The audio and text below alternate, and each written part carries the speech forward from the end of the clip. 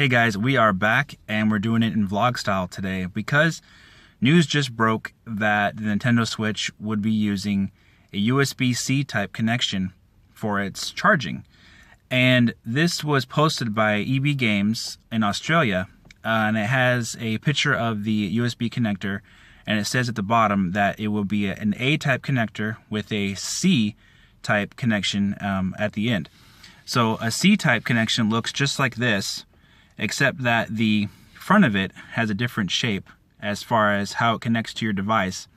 This is a USB micro connection, and as you can see, the front has a different shape, so you can only plug it in this way.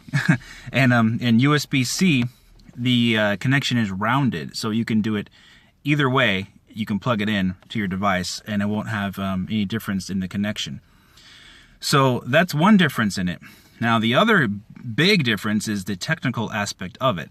The USB-C type adds a lot of technical capability to the connection over any other USB connection, really. So USB-C has a charging capability of up to 100 watts of power that can cycle through the connection into your device.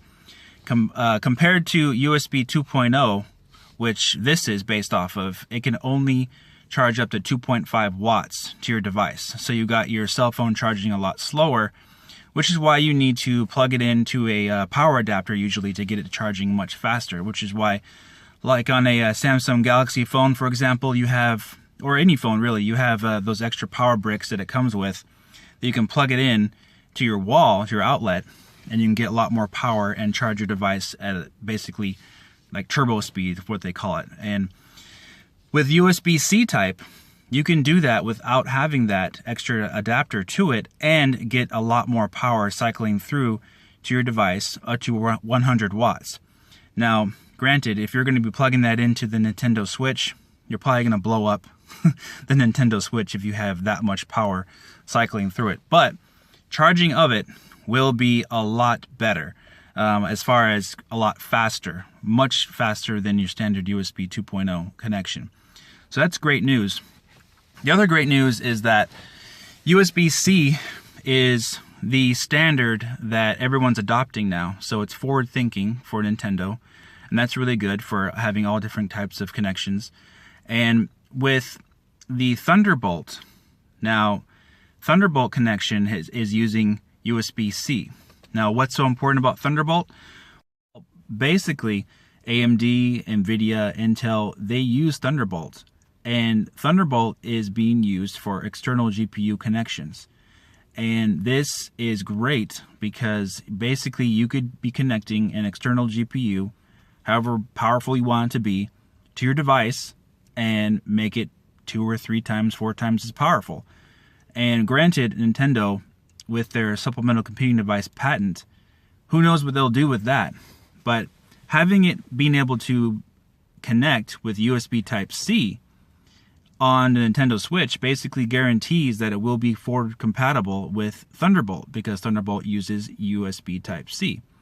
So I think this is really great news if you're thinking about the future prospects for Nintendo and possibly expanding the Switch library. You know, in the future, who knows what the Switch will look like or what type of different variations they will have. But the possibilities with this are really good, because having that type of option would give developers a big opportunity to create even more content on the Switch and future variations of the Switch. Having it be completely expandable in terms of power basically gives you a free reign to have no limits on how much power you could add to the Switch. So it remains to be seen really what they're going to do. And of course, in portable mode, the power is going to be limited no matter what you do. But in home console mode, the power could be limitless if they have this Thunderbolt technology with USB-C as the connector. The thing to keep in mind about USB Type-C as well is that it has the compatibility with HDMI, DVI, and VGA display ports. So it's fully compatible with those, and you can connect it basically with an adapter to those different ports and be able to display your game on different types of monitors, for example. So that's really cool. So this really shows that Nintendo is thinking about the future, and it basically gives the Switch many different types of options you could use it for, all from this USB Type-C port.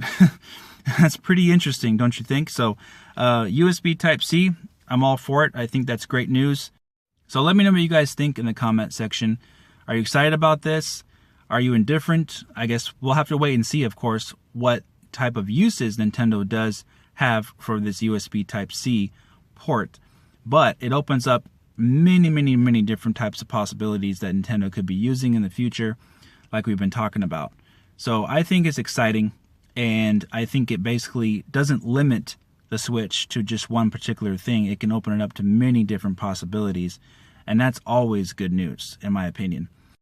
Alright guys, let me know what you think in the comment section. Like I said, give it a thumbs up if you enjoyed this video, and leave me a comment and subscribe, and I'll talk to you very soon in the next video. Take care.